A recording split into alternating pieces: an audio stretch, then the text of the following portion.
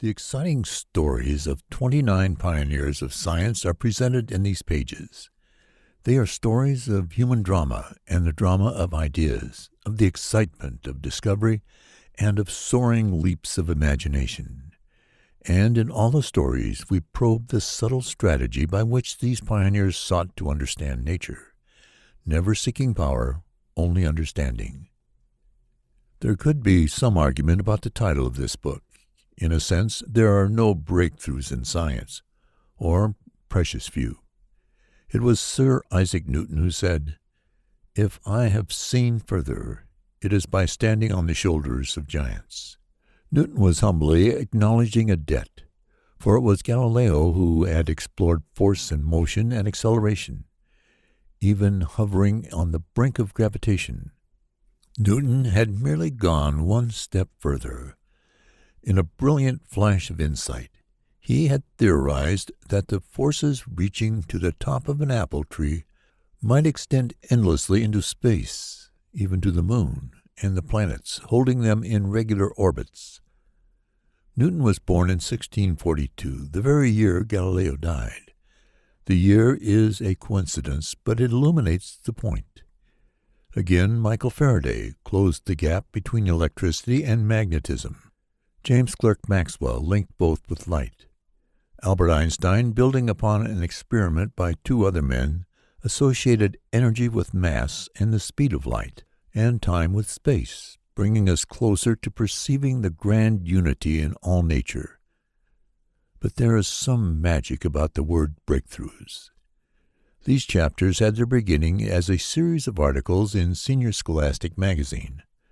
From the first, Dr. Isaac Asimov and the editor were privileged to enjoy a singular experience, close association with the eminent scientists and educators who served as consultants on the series. The debt we owe these men is acknowledged with deep thanks. They not only reviewed each article for accuracy, but also provided insights which gave each article an added dimension. Some of the insights came from intimate and personal knowledge of the subject matter. Thus, in the chapter on Robert Goddard, the revisions suggested by Dr. John E. Naif were based on a close personal friendship with Dr. Goddard at Annapolis during the last years of his life. Dr. Maurice Ewing's comments on Faraday came happily after Dr. Ewing's lecture at the Royal Society in London, where he had been invited into the vault to see some of Faraday's original manuscripts. Dr. John R. Dunning helped to bring into sharp focus the article on Einstein, an article in which Dr. Dunning himself is part of the subject matter, for he was the scientist who first split the atom in this country. Even the equations in the illustration were checked by Dr. Dunning. When you read the chapter on Harvey, keep in mind that Dr. Alfred E. Mirsky, a modern pioneer in biology, illuminated the draft manuscript with insights born of a lifetime of investigation and study. We have one regret. Not all the comments could become part of the book you are about to read. Some were in the nature of personal asides, brilliant and shrewd. For example, commenting at length on Newton, Dr. Dunning pointed out Newton's impact on theology and philosophy, and even art. For Newton, in Dr. Dunning's words, offered as objects of man's awe the simplicity and uniformity of the laws of nature.